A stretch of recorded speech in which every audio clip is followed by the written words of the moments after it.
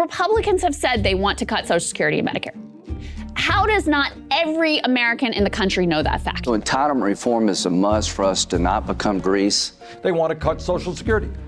Now, they get away with that stuff because a lot of people don't know what they are talking about. Democrats are pointing to your own documents to tell Americans that you are preparing to cut entitlements. The four top contenders for the House budget chairman, if Republicans win in November, all four of them told Bloomberg last week that they plan to use this debt crisis hostage technique to get things like Social Security and Medicare eligibility changes. When so many seniors are struggling right now, how in God's name are you talking about cutting Social Security when we should expand it? When asked to get specific, many of them invariably mention the need to cut spending on these retirement programs like Social Security and sometimes Medicare. I think their agenda does not reflect more than 15 or 20% of the American people.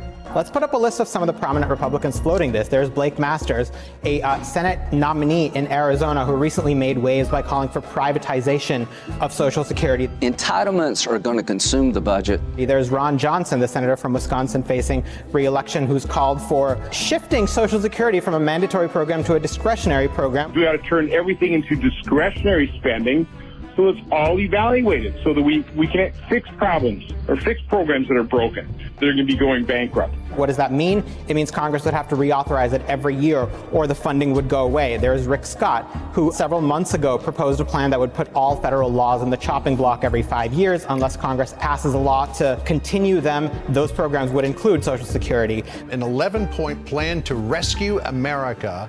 All federal legislation sunsets in 5 years. That would raise taxes on half of Americans and potentially sunset programs like Medicare, Medicaid, and Social Security. Sounds like cutting Medicare and Social Security. Well, it's certainly putting it up for grabs. At a time when tens of millions of seniors and people with disabilities cannot afford the high cost of dental care, eyeglasses, and hearing aids, the Republicans want to make massive cuts to Medicare.